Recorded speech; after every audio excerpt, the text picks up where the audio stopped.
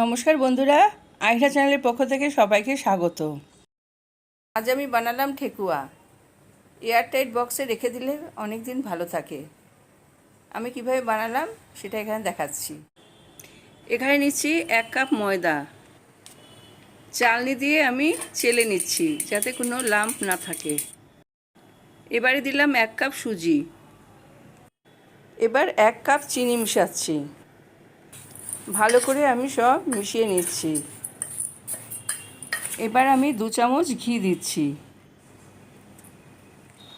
হাত দিয়ে আমি ঘি খুব ভালো করে ময়দা, সুজি, চিনির মিশ্রণে মিশিয়ে দিচ্ছি। ঘি মেশাবার পর মুঠ করে দেখছি ঘিটা ঠিকমতো দেওয়া হয়েছে কিনা। দেখলাম ঠিক আছে। মিশ্রণে আমি মৌরি দিলাম। এবার দিচ্ছি নারকেল কোড়া। আবার সব আমি ময়দা, সুজি এগুলোর সাথে মিশিয়ে দিচ্ছি। ভাঙা কাজু দিয়ে দিলাম। কিছুটা কিশমিশও আমি মিশিয়ে দিচ্ছি। হাত দিয়ে সব ভালো করে মেশাবার পর জল দিয়ে আমি শক্ত করে মাখবো। আমার মিশ্রণটা মাখা হয়ে গেছে। এরপর আমি আধ ঘন্টা এটাকে ঢেকে রেখে দেব। আধ ঘন্টা পর আমি ছোট ছোট লেচি কেটে নিচ্ছি আর গোল করে হাতে শেপ করে ঠেকুয়াগুলো বানিয়ে নিচ্ছি। সাদা তেল গরম করে ঠেকুয়াগুলোকে আমি ভেজে তুলব।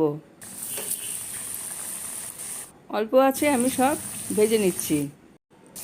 2 পিঠ লাল করে ভেজে নিচ্ছি।